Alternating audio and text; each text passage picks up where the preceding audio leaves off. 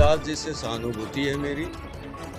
उन्होंने हमेशा पर्दे के पीछे कहा कि मैं भीम आर्मी का हूँ, और जब प्रशासन पहुंची तो उन्होंने ये कहा कि हम भीम आर्मी से नहीं, बहुजन आर्मी से। तो पहले उनको संगठन पे अपने काम करना चाहिए था।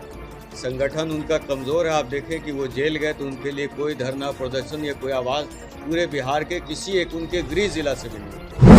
लेकिन फिर भी समाज के हर व्यक्ति के साथ हम खड़े हैं। अगर उनका परिवार और वो स्वयं अगर मदद मांगते हैं और वो उस बात के लिए भी क्षमा मांगते हैं कि जिस तरह से वो माननीय राष्ट्रीय अध्यक्ष भाई चंद्रशेखर आज़ाद जी पे आपत्तिजनक बयान भी दिए कि वो उत्तर प्रदेश से हैं, फलाने से हैं, धमकाने से हैं। नेता जो है बाबा साहब भीमराव अम्बेडकर भारत ही नहीं विश्व के नेता हैं। मानवर कांशीराम पूरे भारत के और विश्व के नेता हैं।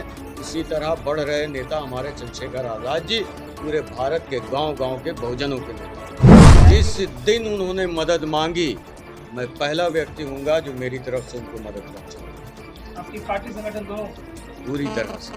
सर, रूपा हत्याकांड में लगातार पुलिस केस में लिपापोती कर रही है, इसको लेकर के भीम आर्मी और आजाद समाज पार्टी का क्या स्टैंड है?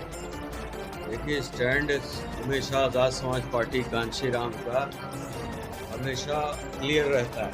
हर मजलूम के साथ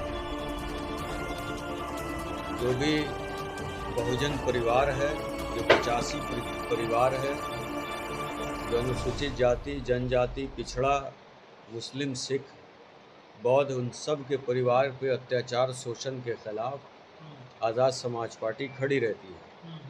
पहले तो पुलिस ने जो बयान दिया वो सकारात्मक था, और जो एफआईआर देखा तो लगा कि पुलिस और सरकार निष्पक्ष काम कर रही है।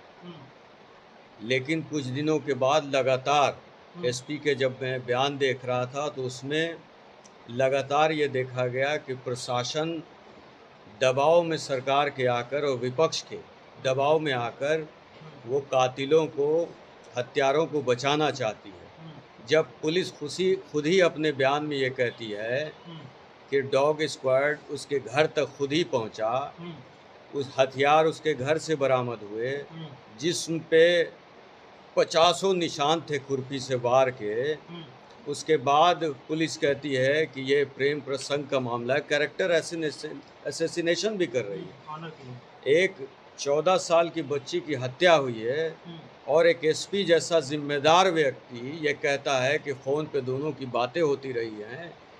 तो जिस तरह से बच्ची को बदनाम भी किया जा रहा है, सरकार मुझे नहीं लगता है कि दोषियों को फांसी पे चढ़ाने के मूड में है।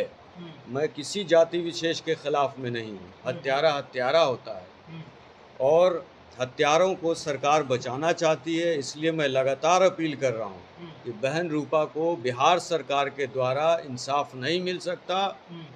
आज के दिन में जब साइंस इतना डेवलप है कि 1000 साल पहले की मम्मी अगर निकल आए तो उसकी डेट ऑफ बर्थ निकाली जा सकती है। ऐसे में एक स्कूल के प्रमाण पत्र को दिखाकर उसको 14 वर्ष से 19 साल वर्ष को साबित करने में लगी है। तो आप सोचिए कि किस तरह से केस को कमज़ोर करने का काम कर रही है। या तो पुलिस पहले जल्दबाजी में थी और या अब जो है वो पूरे प्रभाव में आ चुकी है। इसलिए मैं पूरी तरह से सीबीआई जांच की मांग करता हूं और बिहार सरकार के सारे वक्तव्य को, जितनी भी जांच अभी हुई है, सबको नकारते हुए सीबीआई जांच की मांग करता हूं। तो क्या लगता है आपको, पुलिस प्रशासन में भरोसा नहीं है, निष्पक्ष काम नहीं कर रही है? बिल्कुल भरोसा नहीं है, रत्ती भर का भरोसा नहीं है, 1% भरोसा नहीं है। जिस तरह एसपी जैसा जिम्मेदार व्यक्ति अगर एक मृत बच्ची के कैरेक्टर को असैसिनेट कर रहा है, वो कह रहा है कि प्रेम प्रसंग का मामला था, वर्षों से बात हो रही थी, ये हत्या के बाद रखने का एक जिम्मेदार व्यक्ति का क्या मतलब था? इसका मतलब ये था कि जो बिहार में आक्रोश था लोगों के बीच में, उस आक्रोश को ख़त्म करके एक मरी हुई बच्ची के कैरेक्टर पे उंगली उठा रहा है। तो मतलब उसकी उम्र का, उसके माता पिता कह रहे थे कि 14 साल है, अब ये बता रहे 19 साल में, 14 साल उसकी माता पिता से। देखिए, पॉक्सो हटाना चाहते हैं ताकि अपराधी का बेल आसानी से हो जाए। ये जो पढ़े लिखे शिक्षित समाज है वो पूरी तरह समझ रही है। इसीलिए मैं कह रहा हूँ कि मुजफ्फरपुर प्रशासन सरकार के और विपक्ष के दोनों के दबाव में है ये दोनों अंदर से मिलकर अपराधी को बचाना चाहते हैं। क्या करेंगे फिर इसके लिए? न्याय मिलेगा रूपा को? सीबीआई जांच के लिए निरंतर हम लोग आवाज़ उठाते रहेंगे और जब तक सीबीआई जांच बिहार सरकार रिकमेंड नहीं करती है हम आंदोलित रहेंगे। आपने देखा होगा कि ट्विटर ट्रेंड भी चला था।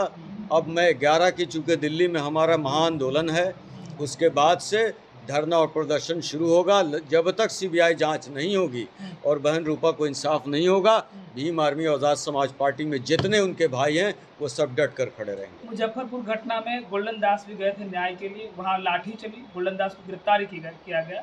तो गोल्डन दास के बारे में लोगों का सवाल था कि इस पर कोई दलित के जो संगठन है, पार्टियां हैं, जो नेता हैं, वो बोलते नहीं है गोल्डन दास के बारे में, क्योंकि गोल्डन दास भी दलितों की लड़ाई लड़ा, बहुजनों की लड़ाई लड़ा।